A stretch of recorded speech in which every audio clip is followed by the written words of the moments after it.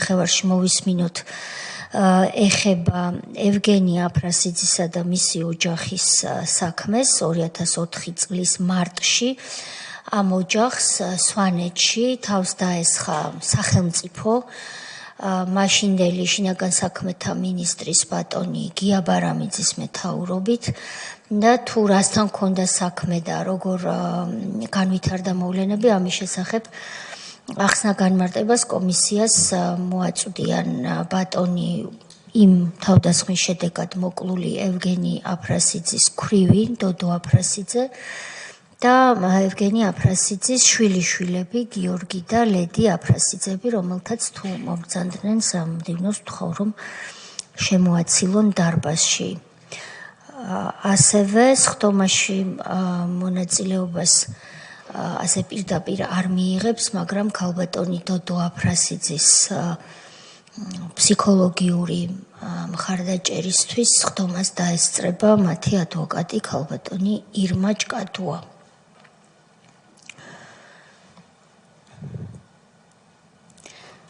მობრძანდით ქალბატონო დოდო, დაბრძანდით თქვენთვის განკუთვნილ ადგილას, დაბრძანდით თუ შეიძლება ქალბატონო ირმა, გთხოვთ დაიკავოთ ადგილი და ბატონ გიორგის და ქალბატონ ლედის ვთხოვ, რომ ბებიასთან ახლოს დაიკავონ ადგილი, ვინაიდან ისინიც არიან დაბარებული კომისიის სხდომაზე გამოსაკითხად. ქალბატონო დოდო, ქალბატონო ლედი, ბატონო გიორგი, პროცედურა ასეთი, რომ მე უნდა გაგაფრთხილოთ თქვენ განზრახთ, რომ ახსნა განმარტების მოცემისთვის არსებობს გათვალისწინებულია სისხლის სამართლის პასუხისმგებლობა, ასევე კითხვებზე უარი ან კითხვებისთვის თავის არიდებაც კომისიის წინაშე ითვალისწინებს სისხლის სამართლებრივ პასუხისმგებლობას. ჩემ მიერ ასეთ გაფრთხილებას პროცედურა ითვალისწინებს და ის რომ ეს გაფრთხილება ნამდვილად გავაკეთეთ, თქვენ ის მოისმინეთ, თქვენ გაქვთ ფორმულარები წარმოდგენილი და მათზე გთხოვთ მოაწეროთ ხელი. სანამ თქვენ ამას გააკეთებთ, საზოგადოებისთვის განმარტავ, რომ სვანეთში, მესტიის მუნიციპალიტეტში არსებობს ასეთი სოფელი ეცერი, ეს არის თემი, რომელიც არაერთი სოფლისგან შედგება. ამ თემში არის სოფელი ბარში, სადაც ცხოვრობდნენ ევგენი აფრასიძე და მისი მრავალრიცხოვანი ოჯახი. არსებობდა ამ ოჯახის ზოგიერთ წევრთან მიმართებაში სხვადასხვა დროს ბატონ ევრგენისთან, მის ვაჟთან, ბატონ ომეხისთან სამართალდამცველების მხრიდან ჯერ კიდევ საბჭოთა დროს, შემდეგ მომდევნო დროს ხანგამოშვებით არსებობდა ხოლმე კითხვები. 2004 წლისთვის, როდესაც ეს თავდასხმა განხორციელდა სახელმწიფოს ხელით ოჯახზე, არ ქონდა ბატონ ევგენი აფრასიძეს ან ძებნილის, ან კიდევ სისხლის სამართლის პასუხისმგებაში მიცემული პირის სტატუსი. ერთადერთი სტატუსი ასეთი ოფიციალური ძებნილისა, თუ სწორად მახსოვს და შემდეგ ოჯახის წევრები შემისწორებენ, ჰქონდა მხოლოდ ბატონი ევრგენისა და ქალბატონი დოდოს ვაჟს ბატონ ომეხის. მაგრამ ამ შემთხვევაშიც დადგენილი ფაქტია, რომ ომეხ აფრასიძე დაბარებისთანავე ცხადდებოდა პოლიციაში და მასთან მიმდინარეობდა თბილისიდან გაგზავნილი სხვადასხვა ოფიციალური წარმომადგენლების აბსოლუტურად თავისუფალი დიალოგი ომეხი აფრასიძესთან, რაც იმას ადასტურებდა, რომ ის კი იყო ძებნილი, მაგრამ იმავდროულად, როდესაც მას საუბარში იწვევდა ოფიციალური პირი სახელმწიფოს წარმომადგენელი, ის ამას არ ერიდებოდა და არც პრინციპში არ იმალებოდა. ეს ვიცოდით ჩვენ ყველამ, ვინც იმ კუთხესთან რაიმე ტიპის შეხება ჰქონდა და ეს უკვე წლების მანძილზე დადგენილ ფაქტადაც ითვლება. მიუხედავად ამისა, 2004 წლის 24 მარტი დადგა და მოხდა ის, რის შესახებაც ჩვენ ქალბატონ დოდოს ვთხოვეთ მობრძანება. ქალბატონო დოდო, მე მინდა გითხრათ დიდი მადლობა, რომ მობრძანდით. მიუხედავად თქვენი პატივსაცემი ასაკისა, თქვენი ჯანმრთელობის მდგომარეობისა, თქვენ გამოცხადდით კომისიის წინაშე, რომ თქვენი ოჯახის ღირსება კიდევ ერთხელ დაიცვათ და რაც თავი ახალგაზრდა თაობას უამბოთ იმის შესახებ, თუ როგორ იძალა სახელმწიფომ და პირადად შინაგან საქმეთა მინისტრმა და მაღალჩინოსნებმა თქვენს ოჯახზე და არასრულწლოვნებზე, ქალებზე, ბავშვებზე. გთხოვთ ჩართოთ მიკროფონი და თქვენვე გადაწყვიტოთ, თქვენ დაიწყებთ ალბათ საუბარს და შემდეგ გადაუნაწილეთ შვილიშვილებს ის სათქმელი, რასაც თქვენ ჩათვლით საჭიროთ და ბატონ გიორგის და ქალბატონ ლედის ვთხოვ, რომ რა მომენტშიც თქვენ ჩათვლით საჭიროთ, რომ თხრობაში ბებიასთან ერთად უნდა მიიღოთ მონაწილეობა, მანიშნეთ და მიკროფონს ჩართავთ და ისაუბრებთ. გთხოვთ ქალბატონო დოდო, 2004 წლის 24 მარტია, თენდება, გამთენია. ვინ ხართ სახლში, სად იმყოფებით და რა მდგომარეობაში ხართ? რომ გვითხრათ. ჩვენ ვიყავით სახლში პატარა ბავშვები, 4 ბავშვი არასრულწლოვანი, ბებია, ბაბუა, მე და ევგენი და ჩვენი შვილები. გვეცინა ნორმალურად ვიყავით ოჯახში, იმ დროზე ჯერ გათენებულიც აღარ იყო კარგად. მაგრამ მე ადრე ვდგებოდი ყოველთვის და იმ დღესაც რაღაც ავდექია, მაგრამ კარში გასული არ ვიყავი ისე დაიწყო სროლები. ქალბატონო დოდო, რომელი საათია დაახლოებით? ბატონო? რომელი საათია, დილის რომელი საათია? ხო არ გახსოვთ? რომელ საათზე დაიწყო და 7 იყო. დილის 7 საათია. ყველას ძინავს ოჯახში ამ დროს თქვენს გარდა. იმ დროს. რამდენი შვილი გყავდათ ამ დროს მძინარე ოჯახში? შვილის 2 იქ იყო. მე პირველ სახლში ერთი თავის ცოლ-შვილთან მეორე სახლში. ეს სახლები ერთმანეთის მეზობლად დგას? დიახ, ერთ ეზოში. დგას 2 სახლი. რამდენი შვილიშვილი იყო სახლების 4 შვილიშვილი. რომელი ასაკის, რა ასაკის შვილიშვილები იყვნენ? სრულწლოვანები იყვნენ თუ პატარები? პატარები. არასრულწლოვანი. კი ბატონო. დაიწყო სროლა. შემდეგ დაიწყო სროლა, მაგრამ რაღაცნაირი როგორც სეტყვა ისე მოდიოდა ტყვიები. და აქ ბავშვები შევყარეთ ლოგინის ქვეშ. ირგვლივ ყველაფერი მოვაყარეთ, რაც რამ იყო იქ ან ქვაბებამდე ყველაფერი ამ ლოგინის ირგვლივ დავყარეთ, რომ ბავშვებს რა ტყვიები არ მოხვედროდათ.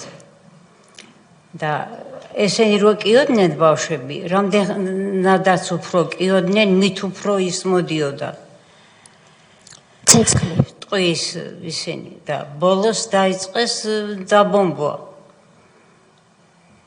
იმ სახლის, სადაც ბავშვები იყო, მაგრამ ის ქელი კედლები არ იმასქნეს ისე რა და შიგნით ლოგინებთან უკვე ტყვიები მოდიოდა მარტო და ის სადაც ბავშვები იწვნენ, იმ ლოგინის ლეიბი დაცხრილული იყო. საერთოდ არავის არ მოერიდნენ არც დიდს, არც პატარას, არც ქალს, არც კაცს, სულ ერთია იყო იმათთვის. ის მოხდებოდა. თქვენ ამ დროს რომ ბავშვები შეყარეთ ლოგინის ქვეშ, სად იყავით თქვენ? იქვე ბავშვებთან ერთად იყავით? ბავშვები ყველა რო შევყარეთ, მე შევედი, ბავშვებს ვამშვიდებდი. ლოგინის ქვეშ. ლოგინის ქვეშ, მაგრამ ჩემი რძალიც ერთ ლოგინის ქვეშ ვიყავით ყველა. ერთი ლოგინის ქვეშ იყავით. გიოს გარდა. გიო უკვე ეს გოჩას გადაყვანილი ყავდა სხვა იმაში. მეზობლად. თქვენს ვაჟს, კი ბატონო. რომელიც ბიძებთან იწვევდა ბაბუასთან. გასაგებია. რამდენი შვილი გყავდათ თქვენთან ერთად ლოგინის ქვეშ?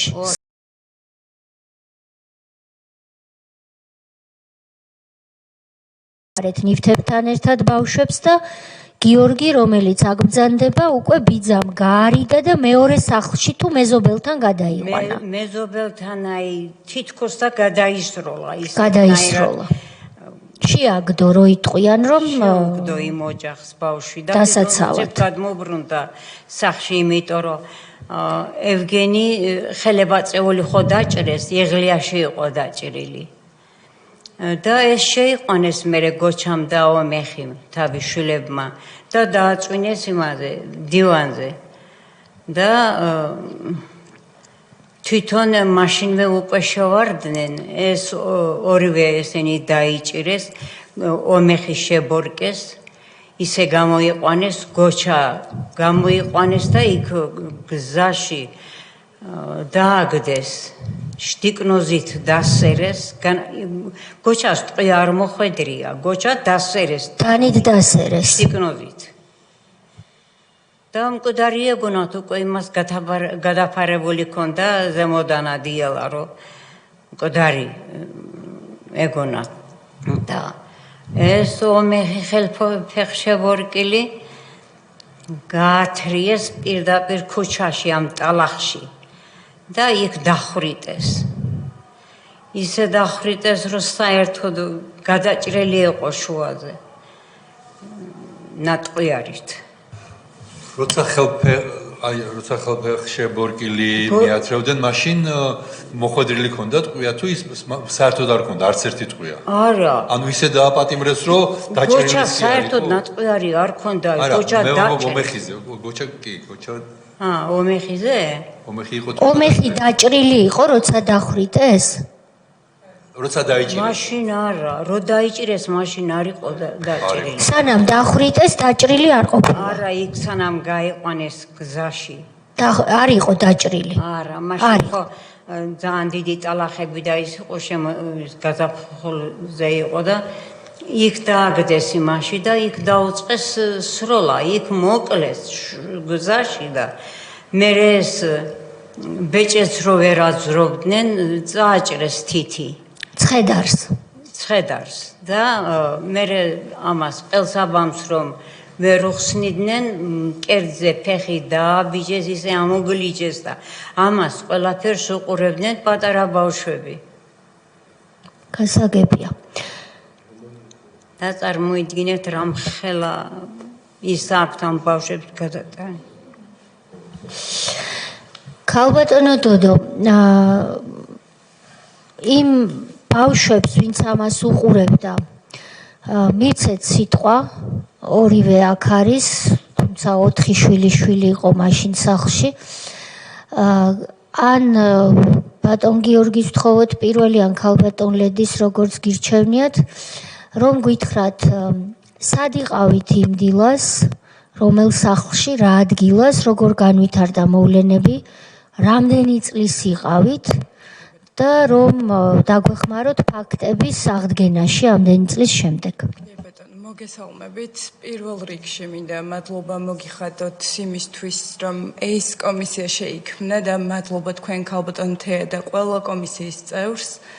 და მადლობა ასევე იმისთვის, რომ ჩვენს ოჯახს მიეცა იმის შესაძლებლობა, რომ ერთხელ და მიიღოს თავისი წვლილი შეიტანოს იმაში, რომ ერთხელ და სამუდამოდ დამნაშავე ნაციონალური მოძრაობის რეჟიმს მიეცეს შესაბამისი სამართლებრივი შეფასება. მე ვეცდები გავიხსენო ეს დეტალები მიუხედავად იმისა, რომ ძალიან დიდი დრო არის გასული, ჩემთვის დღესაც კი ძალიან მძიმეა ამაზე საუბარი. იმდენად დიდი საშინელება მოუწყო მაშინ სააკაშვილის ხელისუფლებამ ჩვენს ოჯახს. განუმარტავ, რომ ჩვენ ერთ ეზოში სვანეთში გვქონდა 2 სახლი, ერთ სახლში ვცხოვრობდით ბავშვები ჩვენს მშობლებთან ერთად, შმაგი აფრესძესთან და ინდირა ცინდალიანთან ერთად. მეორე სახლში კი ცხოვრობდა ევგენი აფრესიძე, ბაბუა ჩემი თავის ოჯახთან, მეუღლესთან და 2 შვილთან ერთად. მათთან ძირითადად რჩებოდა ხოლმე ჩემი უფროსი ძმა, რომელიც მაშინ 12 წლის იყო.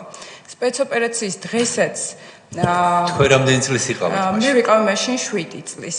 თუმცა ძალიან ცხადად მახსოვს ეს ყველაფერი და შეუძლებელი აღმოჩნდა ჩემთვის დამევიწყებინა ის საშინელება, რაც მაშინ გადავიტანეთ. სპეცოპერაციის დღეს ეს დაიწყო გამთენიისას, მაშინ როცა ბუნებრივია ყველა სახლში ვიყავით და ყველას გვეძინა, ვერტმფრენების და ტყუების ხმამ გაგვაღვიძა და ჩვენი ბავშვების გადარჩენა მამაჩემის წყალობით მოხდა, როცა მან ლოგინის ქვეშ გადაგუმალა ეს პატარა ბავშვები, იქვე იყვნენ ბებია და დედაც, რომლებიც ლოგინის გვერდით მხრიდან შემოვიდნენ და გვეფარებოდნენ. მე მახსოვს მაშინ ძალიან პატარა ვიყავი, შესაბამისად ძალიან მეშინოდა და მარტი იყო, სიცივე იყო და ჩაცმაც კი ვერ მოვასწარით, ისე შევყარეს ლოგინის ქვეშ და დედა მეუბნებოდა, რომ კედელთან რაც შეიძლება ახლოს მივსულიყავი, რომ ტყუებს არ მოეღწიათ. ამ დროს მამაჩემი შმაგე აფრასიძე ირგვლივ გვაფარებდა ნივთებს, როგორც შეეძლო.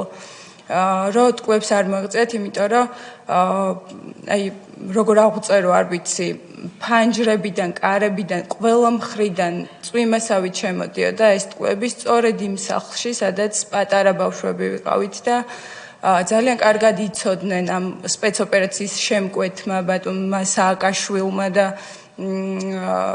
სპეცოპერაციის ხელმძღვანელმა ბარამიძემ, რომ იმ სახლში იმ დროს ვიყავით პატარა ბავშვები, თუმცა არც ჩვენ არ დაგვინდეს და გააკეთეს ის, რაც გააკეთეს, თვალწინ დაგვიხოცეს ფაქტობრივად ოჯახის წევრები.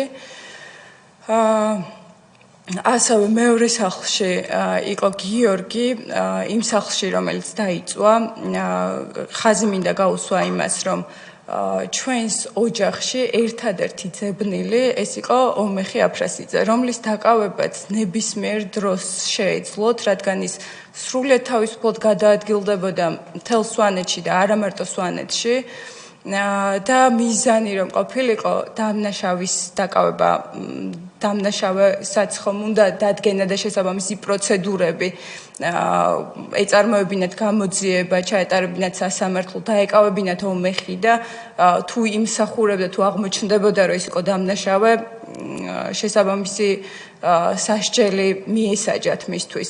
ის ცოცხლად აიყვანეს, ხელბორკილები დაადეს, გადაიყვანეს მეზობლის ეზოში და უკვე დაკავებული ადამიანი, რომელიც წინააღმდეგობის გაწევასაც ვერ შეძლებდა ცხადია, დახვრიტეს ისე რომ ჯერ დანით მიაკანეს ჭრილობები, შემდეგ ახლო მანძილიდან ცეცხლსასროლი იარაღით უამრავი ჭრილობა მიაკანეს და მისი ცხედარი იყო მთლიანად დაფლეთილი. ეს არ იკმარეს და ამის შემდეგ უკაცრავად ვინ უყურებდა, ვინ შეესწრო ამას? გეტყვით, როდესაც ომეხი გამოიყვანეს სახლიდან, გულისხმობ სახლს, რომელსაც ბოლოს ცეცხლი წაუკიდეს, ჩემი ძმა გიორგი უკვე მეზობლის ეზოში ყავდა გადაყვანილი ბიძაჩემს და გიორგი დაინახა და კიდევ სხვა მეზობლებმა როგორ ჩამოიყვანეს ხელბორკილდადებული ომეხი გზის მეორე მხარეს მეზობლის ეზოსთან.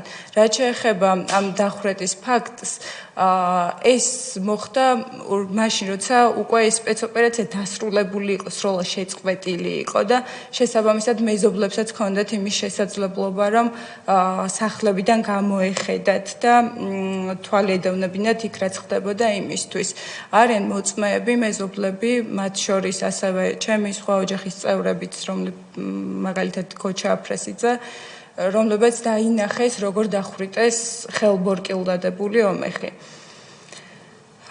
დავაზუსტებ უბრალოდ ქოჩა აფრასიძე არის მისი ძმა, ომეხის ძმა, რომელიც ასევე დაკავებული იყო და დაჭრილიც.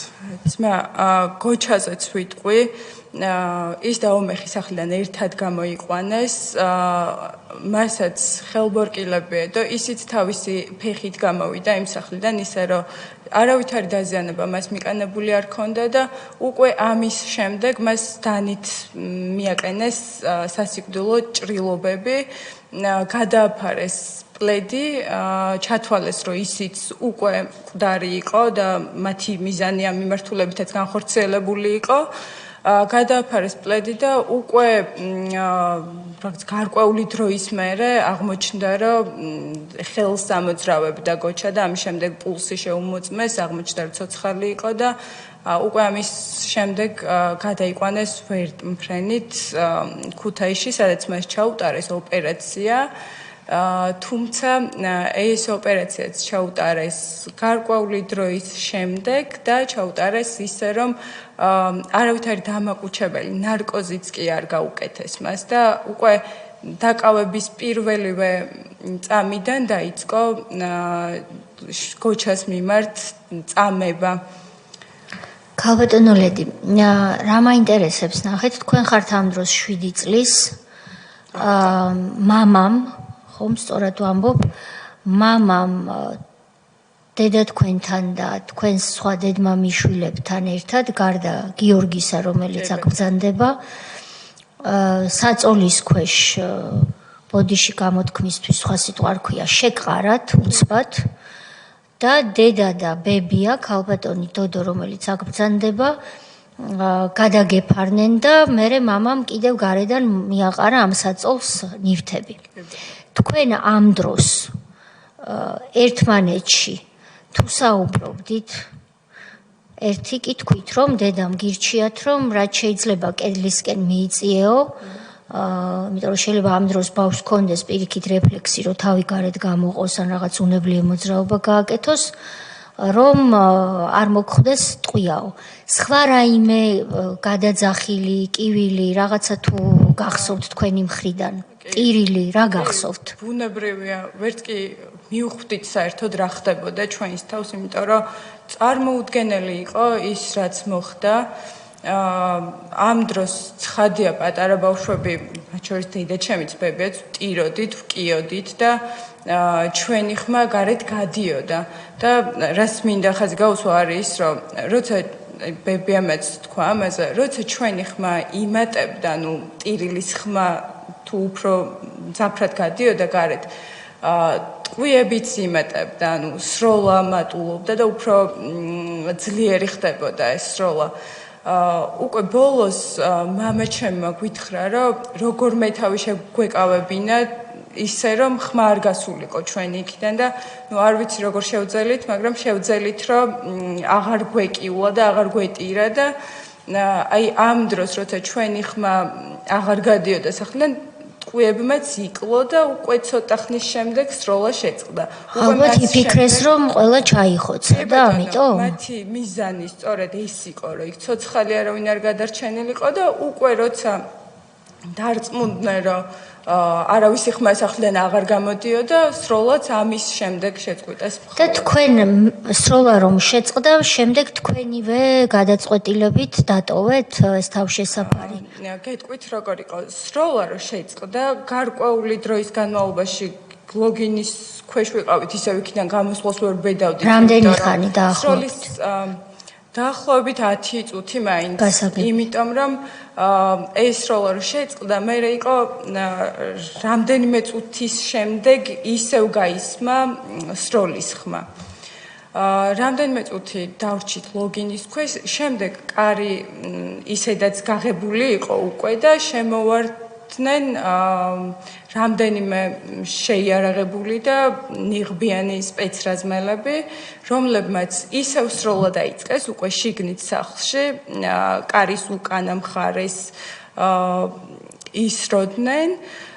ამ დროს მამაჩემმა დაიკვირა, რომ სახლში ბავშვები იყვნენ ცოცხლები და არ ესროლათ და მართლა დღემდე მახსოვს ამ სპეცრაზმელების გაოგნებული ხმა, რომ ცოცხალიო ვინ არისო, აქო კითხულობდნენ თვითონაც და შემდეგ უკვე გავბედეთ, რომ გამოვსულიყავით იქიდან, სადაც ვიმალებოდით.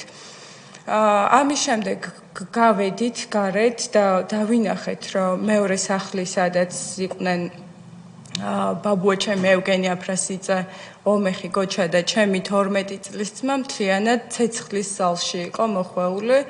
და ეს იყო ალბათ ყველაზე საშინელი მომენტი, იმიტომ რომ ჩვენ ყველა დარწმუნებული ვიყავით, რომ იქ იყო გიორგიც, იმიტომ რომ რეალურად იმ სახლში იყო და რადგან ის დეტალი არ ვიცოდით, რომ გოჩამ მოახერხა მისი მეზობლის ეზოში გადაგდება. ეგონათ რომ თქვენი ძმა იქ დაიწვა. ეგონა რომ ჩვენი ძმა იქ დაიწვა და ამ დროს დედამ დაიწყო საშინელი ტირილი, კივილი, ეძებდა თავის შვილს, დარწმუნებული იყო რომ იმ სახლში იყო და შემდეგ უკვე ეს ამ სპეცრაზმელებმაც დაიწყეს გარკვევა, არ იცოდნენ გიორგი ცოცხალი იყო თუ არ იყო და ცოტა ხნის შემდეგ რომელიღაც სპეცრაზმელმა გვითხრა, რომ ბავშვი ცოცხალი არის, რადგან მეზობელთან გადაიყვანეს.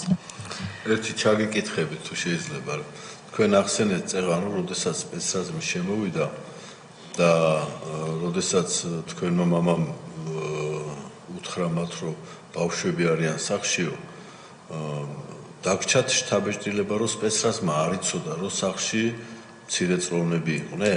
არა, სპეცრაზმა ძალიან კარგად იცოდა, რომ სახლში მცირეწლოვნები ვიყავით, დამრჩა შთაბეჭდილება, რომ გაუკვირდა, რომ ცოცხლები ვიყავით. იმდენად ინტენსიური და ძლიერი სროლა იყო. თორემ მათ ძალიან კარგად იცოდნენ, რომ იმ სახლში ბევრი ბავშვი ვიყავით და იცოდნენ ისიც, რომ სახლში უდანაშაულო ადამიანები იყვნენ. თქვენ კიდე ცოცხლები ხართ?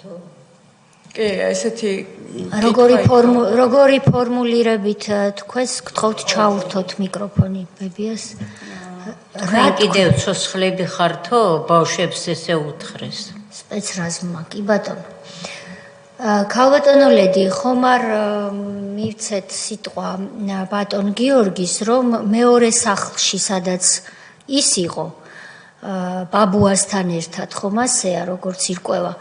აი იმ სახლში განვითარებულ მოვლენებზე ახლა გიორგი მგვიამბოს, რომ სრული სურათი დავინახოთ.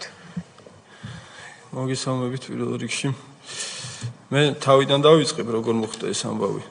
დილას რავი, ახალი გათენებული იქნებოდა ალბათ. სროლის ხმამ გაგავიდა ყველა მთელი ოჯახი და გიორგი, თქვენს კითხავთ, თქვენ რამდენი წელს იყავით მაშინ? მე მაშინ 12 წლის ვიყავი. როგორც გითხარით, როგორც ხვები, ასევე მეც სროლის და ვერტფრენების გრუხუნმა გაგავიდა დილას ადრე. ამის შემდეგ მოხდა ის, რომ რავი, ნორმალურად ჩაცმას ვერ მოვასწარით. ბაბუა ევგენია ფრასიძე, რომელიც ჩემ გვერდზე საწოლზე იწვა, წამოდგა რაღაცა მოიცვა და გამოვიდა გარეთ აივანზე.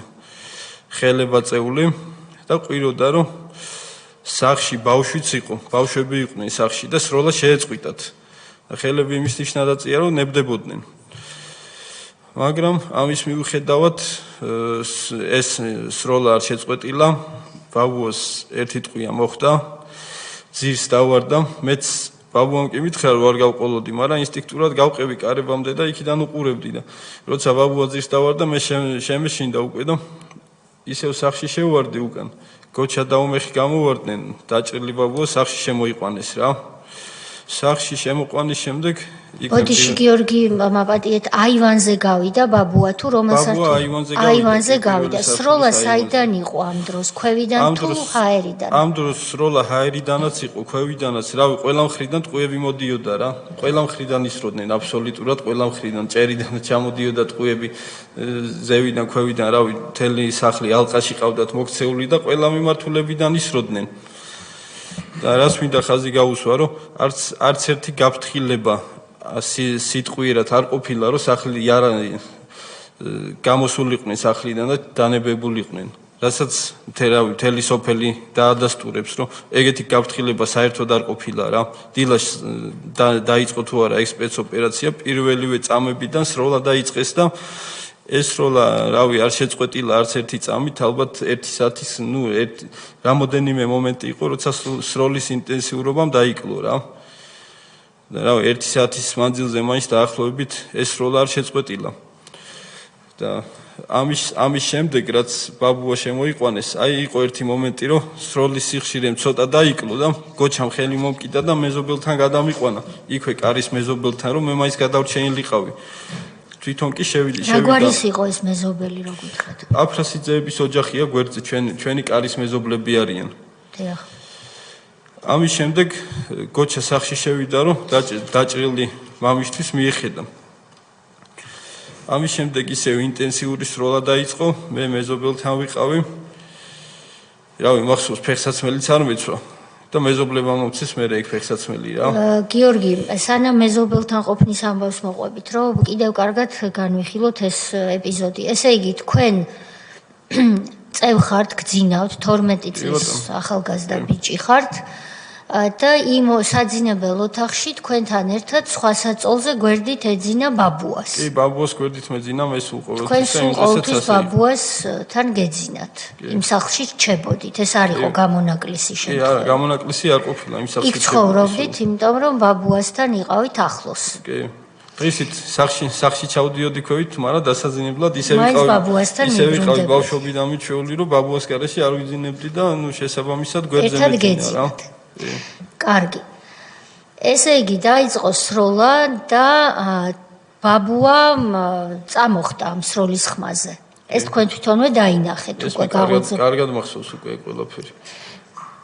უცბად მოიცვა რაღაც და დაელოდა ჯერ რომ რა ტიპის სროლა იყო განესაზღვრა თუ მაშინვე აივანზე წავიდა, აივანზე გავიდა. არა, მაშინვე მიხვდა უკვე ცხადი იყო ვერტფრენების ხმაც ისმოდა ერთი ვერტფრენის კი არა, რამოდენიმე ვერტფრენი დაფრინავდა ჩვენი სახლის ირგვლივ რა.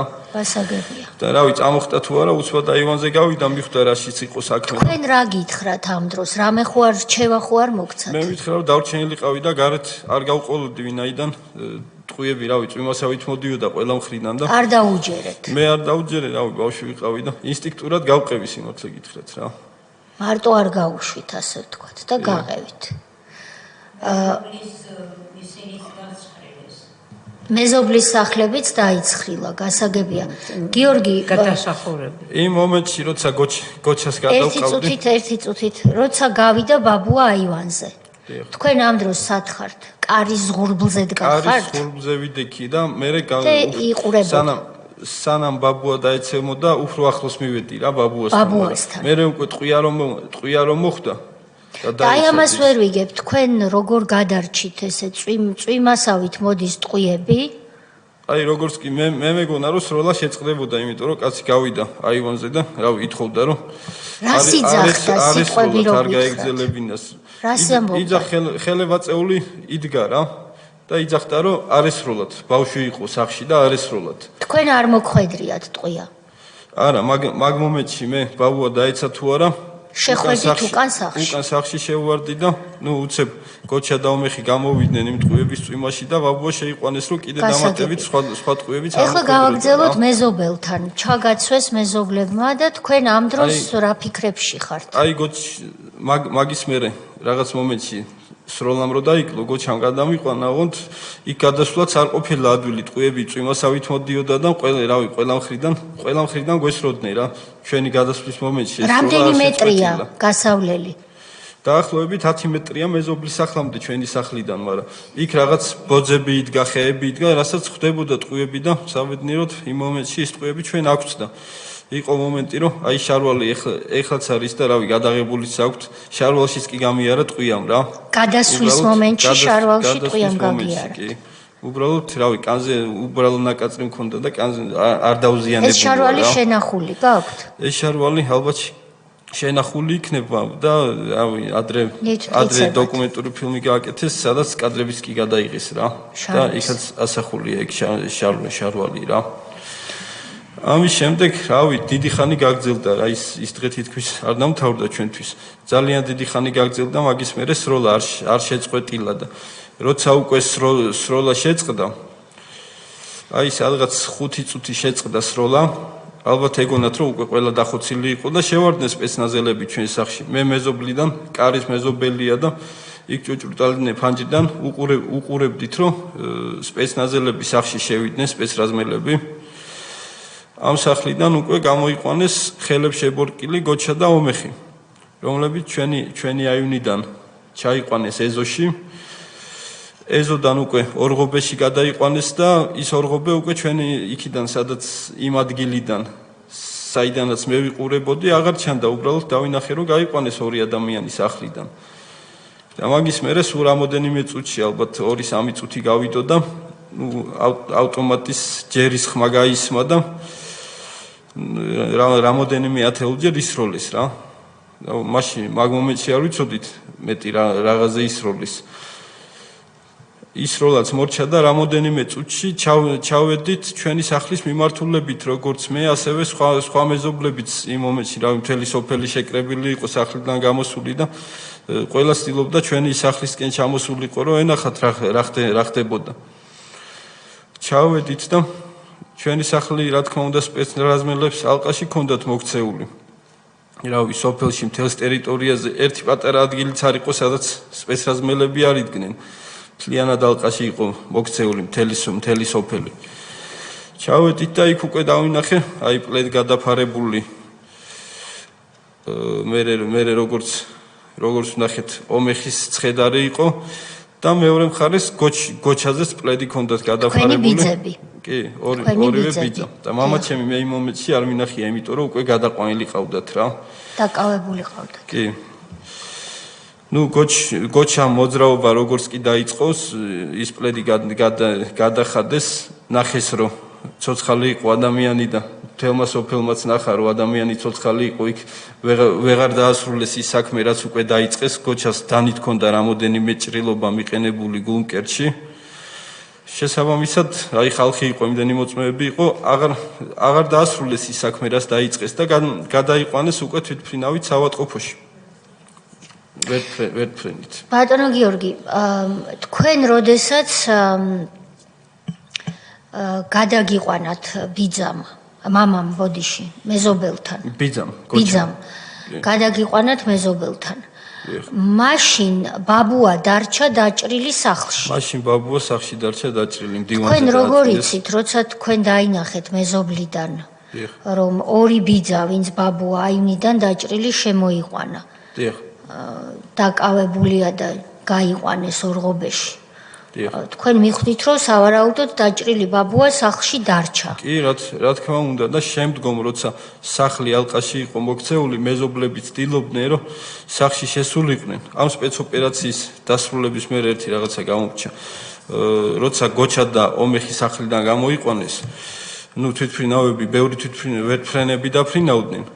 და ერთ-ერთი ვერტფრენიდან გაუხსნეს ცეცხლი და რავი რაღაც ყუმბარა ესროლეს, საიდანაც სახლს უკვე ცეცხლის ალი მოედო და რავი ცეცხლის ალში გაეხვია ხალხი სახლი და ხალხმა ყველა მიცოდა რომ დაჭრილი ვინც იქ იყვნენ ჩემს გვერდზე იმ ადამიანებმა იცოდნენ რომ ბაბუა დაჭრილი იყო და სახლში იყო და ითხოვდნენ რომ შეეშვათ სახლში რომ გამოეყვანათ დაჭრილი ადამიანი სახლიდან და არც ერთ მეზობელს იმის საშუალება არ მისცეს რომ შესულიყვნენ და დაჭრილი ადამიანი ცეცხლმოკიდებული სახლიდან გამოეყვანათ.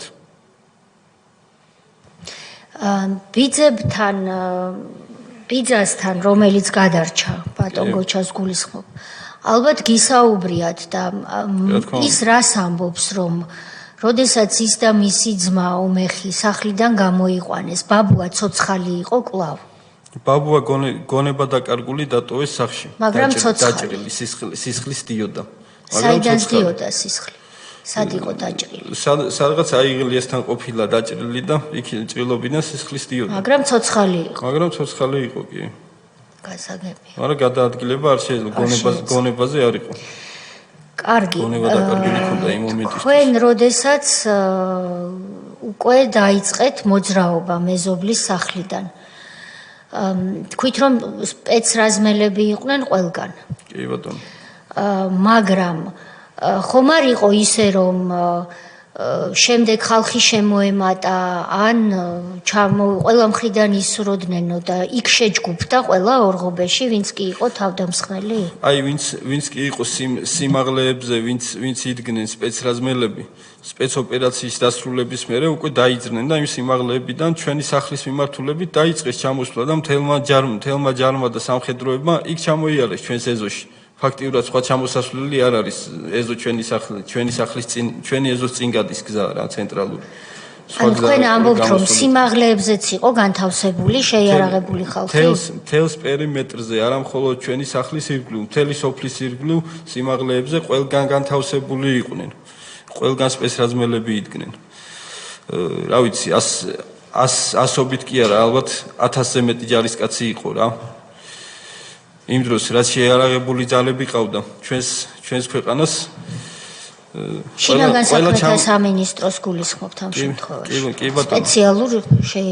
სპეციალური დანიშნულება. კი ბატონო და რავი არ გამოვრიცხავ რომ სამხედროების ყავდათ რა. იმიტომ რომ ისეთი იარაღებიდან ისროდნენ მსხვილ კალიბრიანიდან, რავი სპეცრას თუ აქვს ეგეთი იარაღი არ ვიცი რა. რას გულისხმობთ მსხვილ კალიბრში? აი ყუმბარ-მტყორცნებიდან ისროდნენ რა. თქვენ ნახეთ ეს თქვენი თვალით? ეს ყველა ნახა ჭურვების ნამსხვრევები, ყუმბარ-მტყორცნების ნამსხვრევები ასე ეყარა ჩვენს ეზოში მაგის შემდგომ და შენახულიც არის ეგ ნამსხვრევები. გასაგებია. არა მარტო ავტომატებიდან ისროდნენ, მსხვილი კალიბრის იარაღიდანაც ისროდნენ. სახლის რავი ისეთი სიძლიერის იარაღიდან ისროდნენ, რომ სახლის კედელის კი ერთ ადგილას ჩამოანგრია რა. ესე იგი თქვენ გაქვთ ფაქტებზე დაყრდნობით ვარაუდი რომ არ იყო მხოლოდ სპეცდანიშნულების ძალა გამოყენებული შინაგან საქმეთა სამინისტროს. კი ბატონო, აი იმ ფილმში რომელიც ბატონმა ვახტანგ კობახიძემ გადაიღო იქ ასახულია ის ჭურვების ნამსხვრევები რომელიც ჩვენს ეზოში დარჩა მაგ სპეცოპერაციის მერე.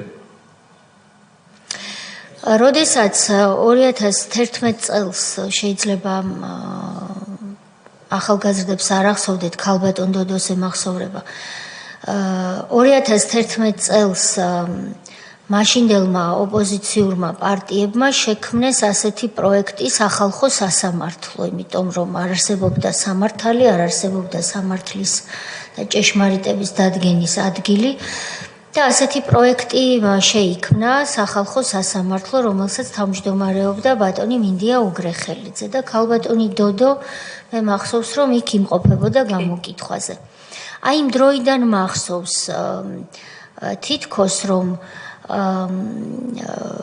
ძალიან კონკრეტული ინფორმაცია გაჟღერდა თქვენი მხრიდან რომ სხვა რასაც ბატონი გიორგი ამბობს ახლა რომ სხვადასხვა ტიპის შეიარაღებული პირები და ძალები მონაწილეობდნენ და აი ამ თემაზე ხომ ვერ მოგცემთ უფრო მეტ ინფორმაციას კონკრეტულად გიორგის თუ ახსოვს ვინ იყვნენ დიახ მე გეტყვით მე რაც მახსოვს და ჩემი თვალით რაც ვნახე არა მარტო მე და მეზობლებმაც ნახეს და დაადასტურებენ იყო რამოდენიმე პირი, ვინც უცხო ენაზე საუბრობდა. იმ დროისთვის მე ქართული და რუსული ვიცოდი, მესმოდა და არც ქართულ და არც რუსულ ენაზე ეგ პირები არ საუბრობდნენ.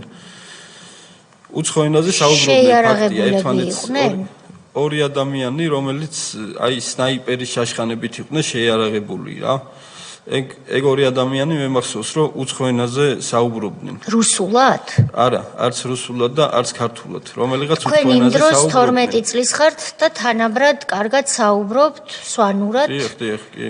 თანამედროვე ქართულად და რუსული ენაც კარგად ვიცოდი. მეტნაკლებად კარგად იცოდით და არც ერთ ამ სამ ენაზე ისინი არ მეტყველებდნენ. არა, არც ერთ ამ ენაზე. ჩემთვის ნაცნობ არც ერთ ენაზე ეგ ადამიანები არ საუბრობდნენ. ფორმა ეცვათ?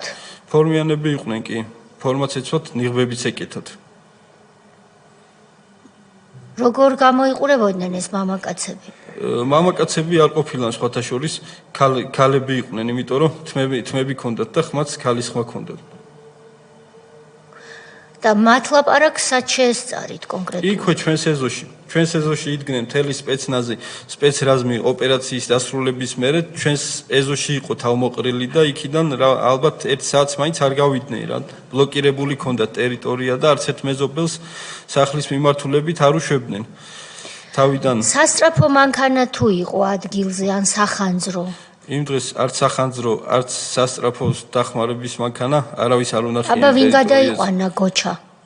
ვერტფრენ მაგადაიყვანა იქ იყო ექიმი იქნებოდა ალბათ ვერტფრენ. სამხედრო ექიმი იყო სავარაუდოდ.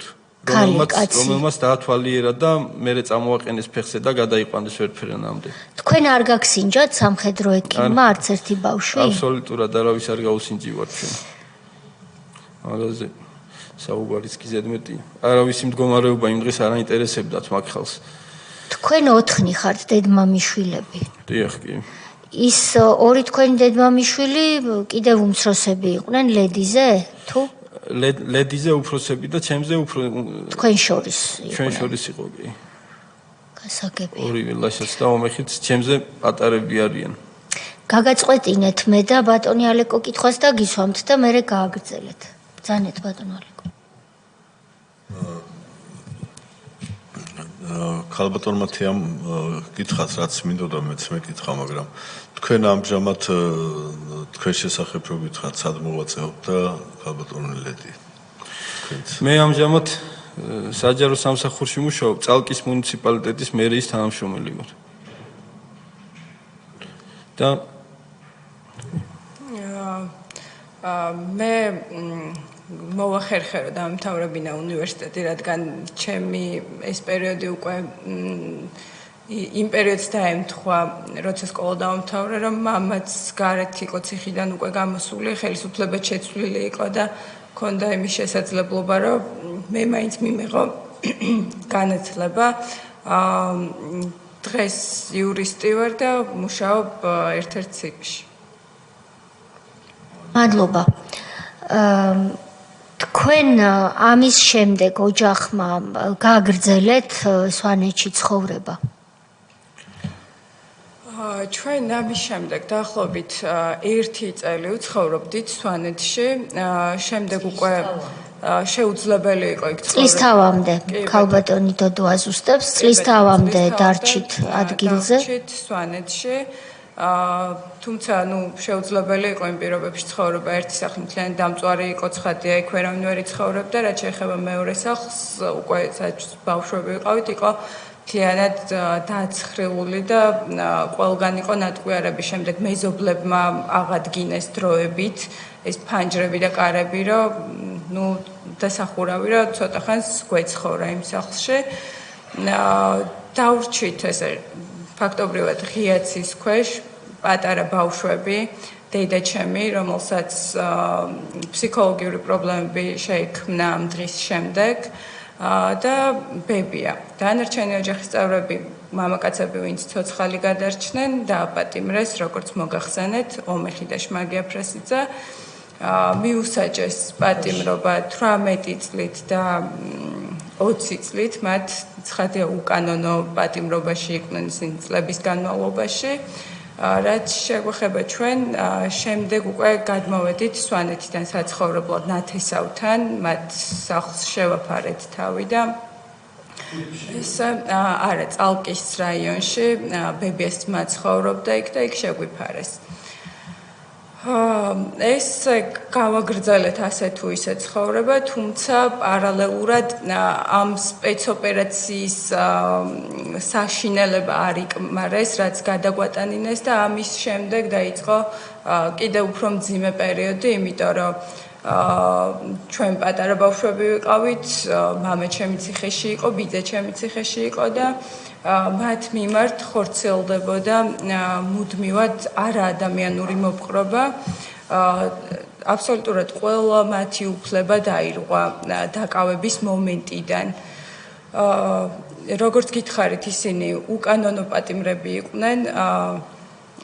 იქამდე არავით არ დანაშაულში ისინი ბრალდებულები არ იყვნენ, არც შმაგი და არც გოჩა. ამ სპეცოპერაციის მომენტში ისინი დააკავეს და იმისთვის, რომ ეს სპეცოპერაცია გაემართლებინათ, ნაციონალური მოძრაობა, გიორგი ბარამიძე და სხვა ხელისუფლების წევრები მუდმივად ცდილობდნენ იმას, რომ აფრესიძეები შეერაცხათ დამნაშავეებად. იგონებდნენ სხვა დანაშაულებს და აბრალებდნენ ჩვენს ოჯახს. ამ სპეცოპერაციის ერთ-ერთი მიზანიც ის იყო, რომ იმ პერიოდში არსებული გაუხსნელი დანაშაულები ვინმესთვის დაებრალებინათ და ამისთვის სწორედ ჩვენი ოჯახი აირჩიეს და იყო გარკვეული დანაშაულები, რომლებსაც აბრალებდნენ, მაგალითად კალაძის გატაცებაში და დანაშაულეს თავდაპირველად ასევე გოგინაშვილის კი ბატონო კახა კალაძის ძმის გატაცებაში და ასევე გოგინაშვილის გატაცებაში და იყო კიდევ სხვა პატარა ბავშვი იყო, რომელიც ასევე იმ პერიოდში კი ბატონო სამწუხაროდ ამ დანაშაულებს აბრალებდნენ, თუმცა საბედნიეროდ მათი უსამართლო გამოძიების ფარგლებშიც კი ვერ დაადასტურეს ეს, რომ რაიმე შემხებლობა ჰქონდათ ჩემს ოჯახის წევრებს ამ დანაშაულთან და უკვე მოგვიანებით იპოვეს კალაძის ძმის გამტაცებლებით და ვერ შეძლეს, რომ ეს დანაშაული დაებრალებინათ საბოლოოდ აფრასიძეებისთვის და კიდევ რასაც მინდა ხაზი გაუსვა არის ის, რომ ჩვენს ოჯახში სპეცოპერაციის დღესაც და სპეცოპერაციის დღემდეც ცხოვრობდა რუსი ეროვნების მამაკაცი, რომელიც თავს აფარებდა ჩვენს ოჯახს, მუშაობდა ჩვენთან წლების განმავლობაში. ამ სპეცოპერაციის დღეს დააკავეს ისიც ვლადიმერ მურავიოვი იმ ბრალდებით, რომ ვითომ იყო აფრასიძეების ოჯახის ეგრეთ წოდებული სნაიპერი და სპეცოპერაციის დროს ვითომ წინააღმდეგობას უწევდა ვინმეს, ესეთი ბრალდება ჰქონდა მას წარდგენილი. და ეს ადამიანი შემდგომ გამოიყენეს იმისთვის, რომ ცრუ ჩვენებები მიეღოთ კალაძის ძმის გატაცების საქმესთან დაკავშირებით და გოგინაშვილის გატაცების საქმესთან დაკავშირებითაც არის კადრები, ჩვენებები მისი, სადაც ის ამბობს, რომ ვითომ დაინახა ამ სახლში ეს გატაცებული პირები, რაც შემდეგ დადასტურდა, რომ ასე არ იყო. და ნათელი გახდა ყოველთვის. ქალბატონო ლედიმ და ქალბატონ დოდოს უკეთესად ემახსოვრება.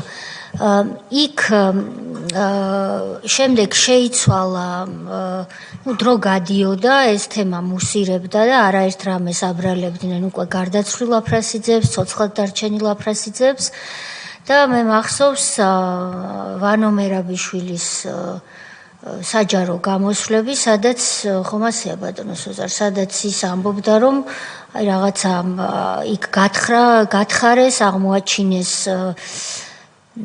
ძვლები და შემდეგ ჩაუტარდა ამ ძვლებს ექსპერტიზა და რა აღმოჩნდა, ვისი ძვლები იყო ეს? კი ბატონო, მოგახსენებთ, ეს იყო უკვე მეორე სპეცოპერაცია ჩაატარეს. აი რო გითხრათ უფრო მეტი ამის შესახებ. ამ სპეცოპერაციის შემდგომ რამდენიმე თვეში ამოვიდნენ შინაგან საქმეთა სამინისტროს თანამშრომლები სოფელ ეთერში საკმაოდ დიდი რაოდენობით, ასევე წამოიყვანეს ჩვენთან მცხოვრები ის ადამიანი, რომელსაც წეგან მოგახსენეთ, რომ რომელსაც აიძულებდნენ სრულ ჩვენების მიცემას.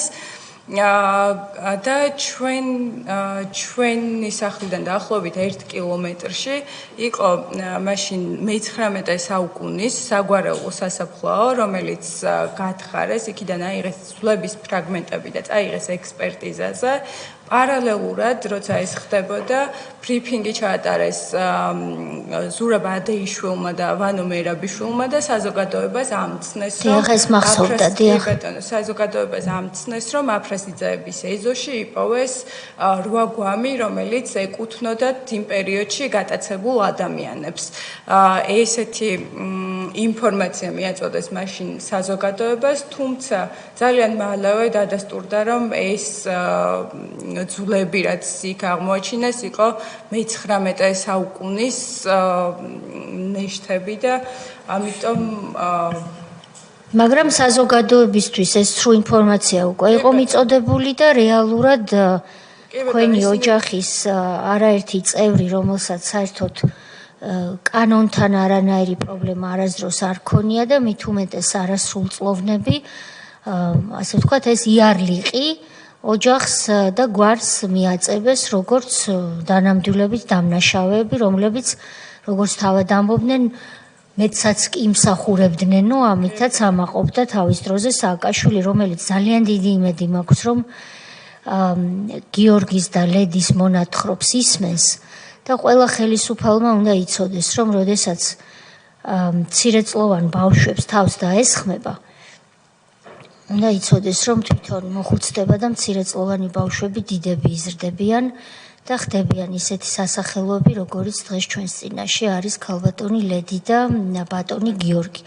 მე მინდა ცოტა ესეთი შერეული კითხვა დაგისვათ ორივეს, ახალგაზრდები ხართ. თქვენ ძალიან ადრეულ ასაკში თავს დაგატყდათ გაუგონარი უბედურება.